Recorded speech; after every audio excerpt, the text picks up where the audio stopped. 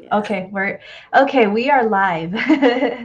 Awesome. All right. Aloha, everyone. It's me, Biz Coach Claire. And I have a special guest today. I invited Kara England. She was a speaker on one of my weekly Wednesday webinars that I used to have in the early 2020 season. And now she's back. I've reconnected with her, and I really thought it was so important to feature her. So, Kara England, when I met her, was a Mrs. Hawaii International pageant contestant and helping with domestic violence in Hawaii. And now she has her own nonprofit organization, the Radical Hale. So Kara, introduce yourself and tell us about the Radical Hale. Okay. Thank you, Claire, for having me on tonight. My name is Kara England. I am the CEO founder of the Radical Hale. We're an outreach organization. And how it all got started was March 27th when Governor Ige shut the island down because of COVID. I started volunteering with Hawaii Help is on the Way, as well as food distributions throughout the island. So I was driving around food and delivering it to the kapunas and lower income, like Palolo Valley, all the areas like that were ordering food through Malama Meals. But as I was driving around, I noticed that the homeless community was not being reached. And one day, it was like in April or May, I just stopped over in Waihua and pulled over and I saw a girl sitting there on the side. And I just said, there's food up the hill and we're delivering it. You can get boxes of food. And she said that, yeah, one, I don't have a car. It's too far up the hill. And two, the food in the box wasn't things that she could use because they either needed to be refrigerated or cooked. And I went, huh. So after that last week, I went to the director or the preacher at one of the food distributions that I was helping, and I just said, "Hey, listen, can I just grab some food that are street friendly out of the boxes? Because there's a bunch of people down at Wahiwa Town that aren't being reached." And he agreed, and that's how it all got started. It just started out, Claire, by my seeing a need and just asking questions and figure things out, and then started with food.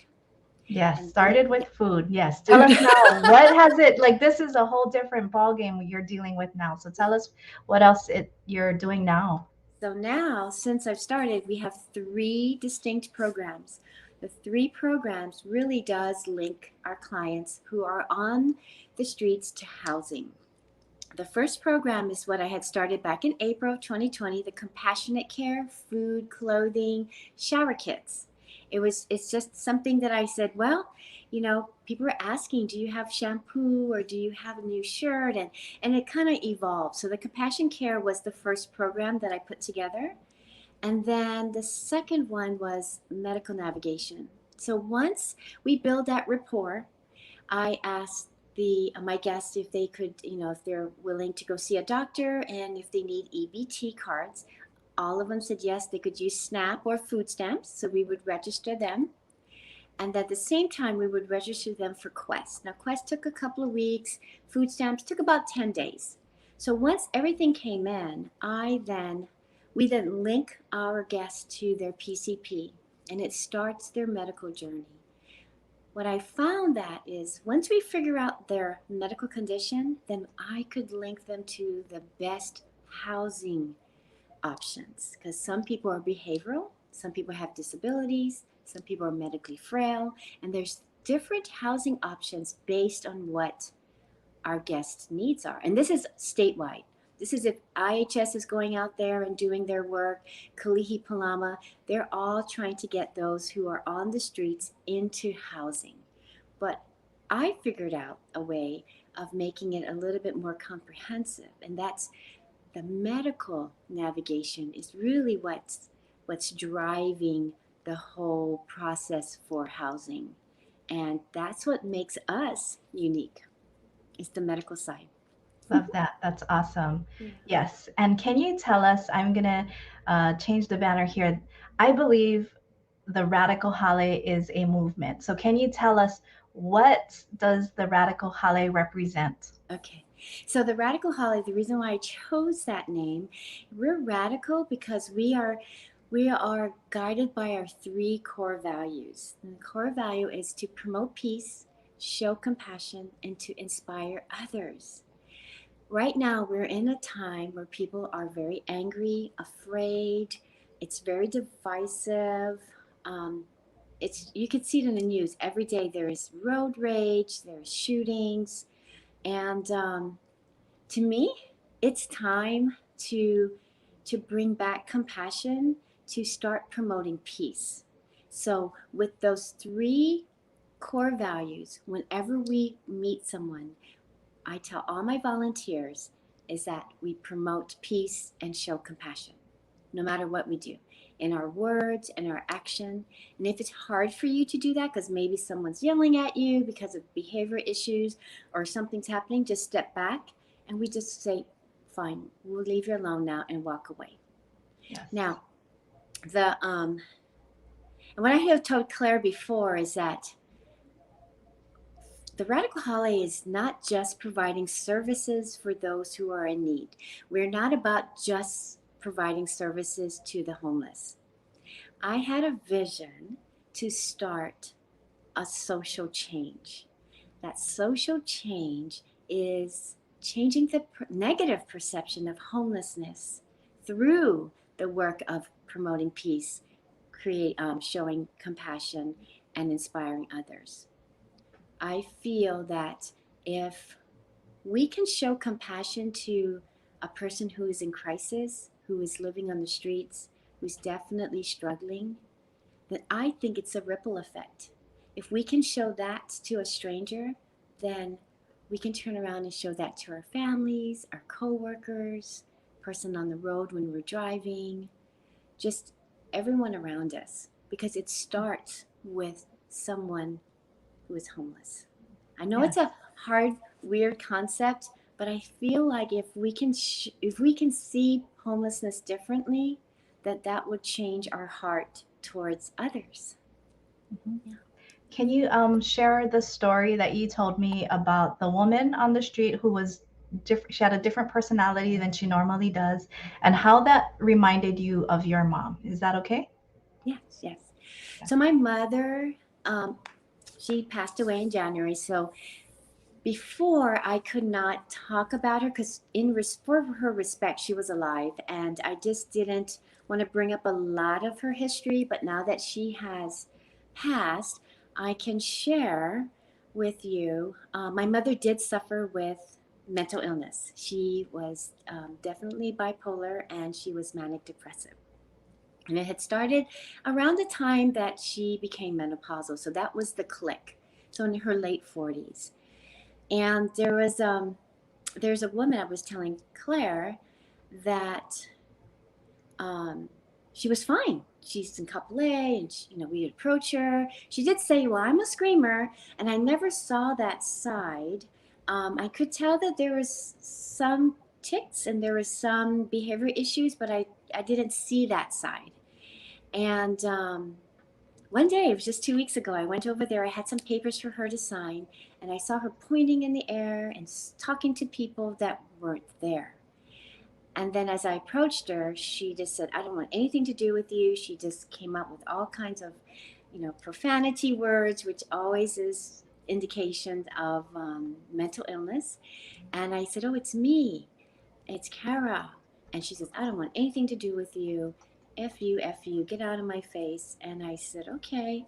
And then I kind of sat at the bench and watched her, and she just continued to escalate. So there was no way that I could do my work, which I had intended to do, was to start getting her into my programs by having her sign some forms. But as I was thinking about her actions, I kind of reflected about my mom. She was very, very difficult. She ended up having about 14 to 16 medications after she moved. After my father died, she moved in with me. And I was just thinking, in the early 2 years when she was living with us, my mother really looked homeless. And I was embarrassed to drop her off at CVS because she wouldn't change her clothes, she wouldn't wear a bra. She just looked disheveled. And I kept saying to my mom, it's time for you to go and take a shower. Let's go change your shirt. And she said, no, I just want to go to Long's. I got to go pick up some stuff. And I just thought to myself, wow, the lady that at the park, if if I gave up on my mom, my brothers couldn't handle her, so they pretty much gave up on them. It's not against them, but they just didn't have the energy, the time, or the knowledge to take care of my mother. After 2 years, after we got her cocktail of medications done, she started to respond, and she was semi-normal. But I was thinking my mom could have been that woman at the park because of her mental illness. And this lady at the park was a single woman all her life, so she had nobody really to fall back on, to take care of. And it just kind of struck me as, you know, people on the street really is like the forgotten ones. They're the ones that people do kind of look over and kick to the street because they can't handle whatever issues they're having. The top 5 reasons why people go homeless is mental illness, drug use is up there, domestic violence. Women do flee, and they have nowhere to go because families tired of hearing them, go back and forth to their abuser, and finally they have nowhere to go, so they end up ending up at the beach, and so domestic violence and unemployment. So I saw that during COVID, how many people have lost their jobs, and as I was doing food distributions, people with normal lives are coming through, and they were suffering too. And yeah, so that having watching her and kind of reflecting with my mother, it really touched me because it does take a lot of work, and it does take a lot of patience to deal with those who have mental illness or some kind of issues, and you're trying to, as an outreach worker, we're trying to figure out pathways so that we can guide them and lead them to resources that we can help them take it to the next level. Yes. So, So yeah. and I love that you're providing service for them, and I love that you're on the streets, like I put earlier, that you are a former pageant contestant, like I saw beauty pictures of you, and just your sash and all that, and then to hear that you are hitting the streets now, you're hearing the stories of what Hawaii's people are going through and why they're homeless. You're and in our talk story session, I realized you are a voice for the homeless people, because like you said, we kind of ignore them, to be honest, and we kind of sometimes overlook or not realize the stories behind it. So you are really a voice to them, so thank you so much for being that voice for them. Anything else you want to say about the stories or what they're going through? One thing that I want to let everyone know, that all of my clients has had a story, just like that woman. I failed to say that she was a paralegal for some point. She is an SSDI, so she did have a life. She did earn money, but something triggered, something happened, and it landed her on the street. Everyone that I have met, when I get to know them, they have said, oh, I was a mechanic before, I was a hairdresser before, but it was one decision that they had made, or maybe one untreated condition that just de escalated, that ended up on the streets. I mean, they were just, I'm amazed of their lives before they became homeless. And that's the one thing I wanted to share. That's why the movement is that these are not aliens. They didn't just fall out of the sky. They didn't grow up this way. Homelessness, the one thing I do want to say is homelessness never defined an individual. Homelessness is just a situation that they're in. And it could be temporary, and it could be years, years, depending on how severe they are and how they're willing to accept people into their lives, And for us as outreach workers, how are we're brave enough to step up and ask them, "Hi, my name is Kara. I'm with the Radical Hale. I'm an outreach worker. Is there anything that I can do for you?" That is my opening statement. And there are times I told Claire that I may catch them in the wrong day. They just cuss me out. I've had food thrown at me.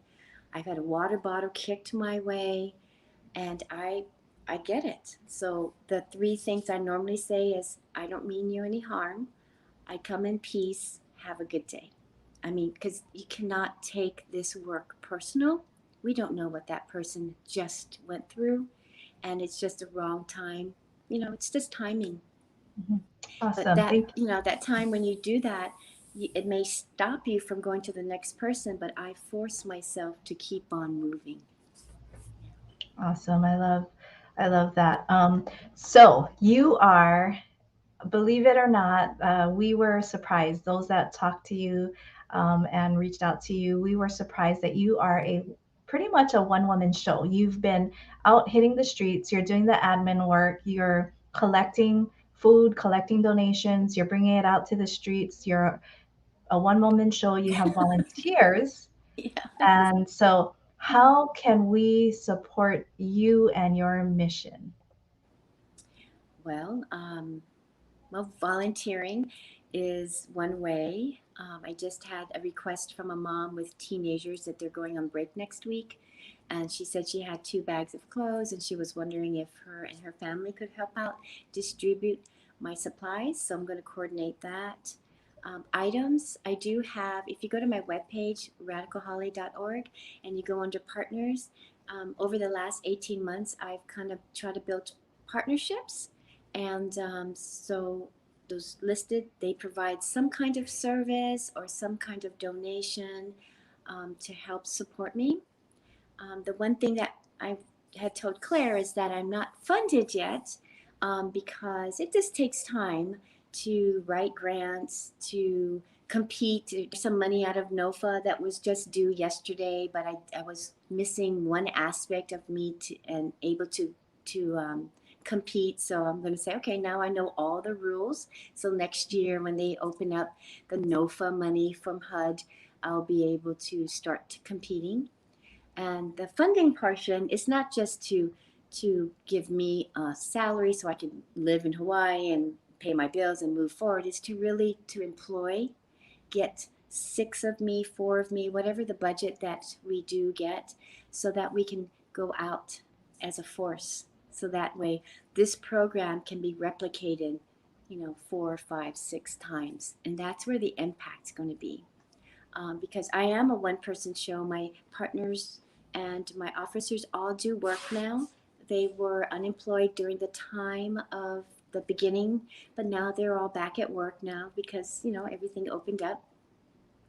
But I'm still out there, and with my one volunteer who gives me 10 hours a week, who is, by the way, homeless.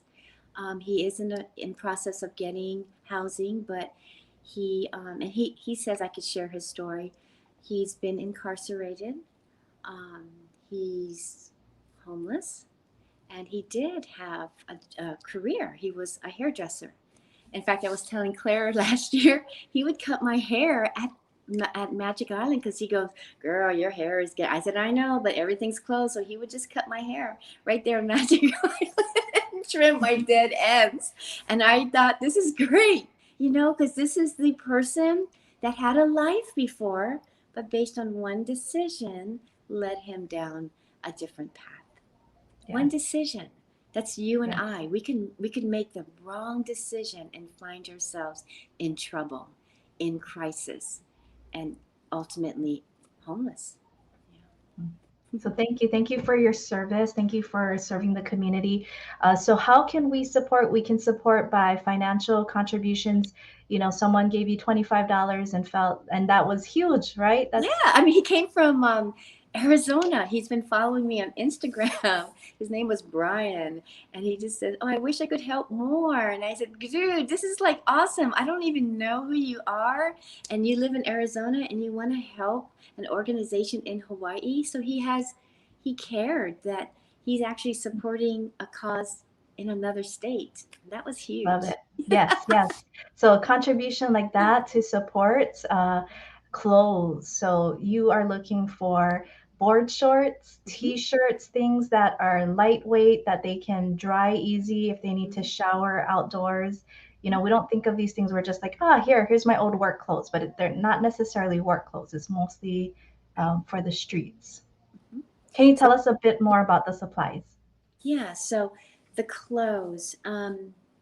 It's very simple. The simpler, if that's a word, is better. They do have to carry, and you've heard the word sweeps, where they well, I sit in those meetings in Kapolei, but they don't like to be called sweeps. But the general term is sweeps, where they go in and they clean out encampments because there's been too many complaints. But they're actually called enforcements. And basically, I was told that the enforcements, it's only about their stuff. They're not concerned about the people because it's city and county. So I've partnered up with the one in Kapolei, and I pretty much know where the encampments are now, so I don't really have to follow them like I did before. But I know when the sweeps are going to happen, so I go to them and say, listen, there's going to be an enforcement. Maybe you should think about going into emergency shelter, and so I can navigate and help you through that. Or do you need new clothes? Because the ones I see, they have stuff around and they said, oh yeah, they're just going to take it to the garbage. I just need that. So I said, okay, so if these are too old, do you need new clothes? Do you need a sleeping bag or whatever? Because ultimately, these are people in crisis. I don't go and judge. If their stuff is worn, I always offer, do you need a new bag? Do you need a new towel? It's just being compassionate because we don't know where they are in their journey. And Mhm. we would love to them to go to HONU or IHS, but it's their choice ultimately. So I still offer supplies. So Okay, got it. towels, Mhm. shower kits is very important, Shower hygiene. kits. Can you go into Mm-hmm. detail about the Yeah, shower so it's kits? like What do you mean so by it's that? it's 5 items that I normally offer in a little brown bag. It's shampoo, toothbrush, toothpaste. I do razors if they want, and also conditioner or sunscreen, depending on their choice. Not everybody um, needs sunscreen, but a lot of them been asking for like conditioner because their hair especially the women, their hair gets kind of dried out, and then sometimes deodorant. But the more popular one is toothbrush, toothpaste, shower, shampoo, body wash. Yeah. Got it. Okay. Oh, I got to add body wash to that list. So Oh I yeah. just added the list across the Or soap. screen. Soap bars. They're So, easier to carry okay. because they're Okay. smaller. They're not those big bottles. Okay. Got it. Awesome. Thank you so much, Kara. Anything else before we head out? No, I think that's it. Awesome. Thank you Well, I so guess much I for. guess maybe the challenge, maybe the movement of changing the perception of homelessness through peace, compassion, and inspiration. The challenge is if you see someone on the side of the road that's in need, just change your heart. Just change the way you think about them. Just say maybe, I can't help you this time, but I understand that you're struggling, and just kind of have that kind of thought process, so that way we can create this ripple effect on showing peace and compassion to others as well, if that makes sense. Yes. Thank you. Love it. Thank you so much for being here, Kara. Oh, you're welcome. Appreciate you and just want to surround you with a lot of support on your journey and in what you're doing in your mission. So thank you for being here and aloha. Thank you for the viewers out there in our Facebook and YouTube feed. Thank you. Aloha. Aloha. Thank you.